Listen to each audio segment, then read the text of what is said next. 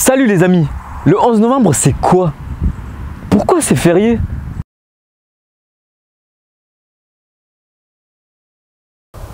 Pour comprendre ce qu'est le 11 novembre, il faut revenir en 1914, là où a commencé cette guerre qui durera 4 années. L'Europe est divisée en deux camps, avec d'un côté la Triple Alliance et de l'autre côté la Triple Entente. Le 28 juin 1914, l'assassinat de l'archiduc d'Autriche met en tension deux pays et le système des alliances fait qu'une guerre s'installe entre ces deux pays et qu'elle devient mondiale. Une guerre qu'on appellera plus communément la guerre des tranchées. La Triple Entente a pu gagner cette guerre grâce au soutien des États-Unis. Les combats ont cessé le 11 novembre 1918 avec la signature de ce qu'on appelle une armistice. Le 11 novembre 1918, les cloches ont sonné dans toute la France, toute l'Europe et tout le monde.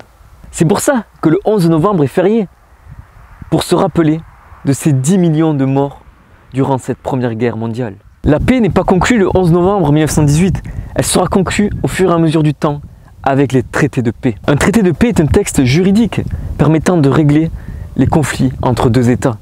Le plus connu est le traité de Versailles, signé le 28 juin 1919.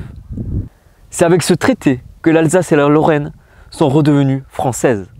Nous pouvons citer d'autres traités, comme le traité de Saint-Germain-en-Laye, qui concerne l'Autriche le 10 septembre 1919, le traité de Neuilly, qui concerne la Bulgarie le 27 novembre 1919, le traité de Trianon, qui concerne la Hongrie le 4 juin 1920, le traité de Sèvres, qui concerne la Turquie le 10 août 1920. Ces différents traités ont amené des sommes énormes à payer pour les pays vaincus. Un sentiment d'injustice s'est installé au fur et à mesure du temps. Et c'est ce sentiment d'injustice qui amènera de nouvelles personnes au pouvoir et qui feront qu'une seconde guerre mondiale est arrivée. Si vous êtes intéressé par cette première guerre mondiale, par l'histoire en général, je vous conseille de vous documenter en allant dans des musées, en allant lire des livres, en regardant des films, comme par exemple Pour les soldats tombés de Peter Jackson, ou encore ce dernier film de Christopher Nolan, 1917. Même si ces films ne sont que des fictions, ils nous permettent de rentrer dans l'univers de ces guerres.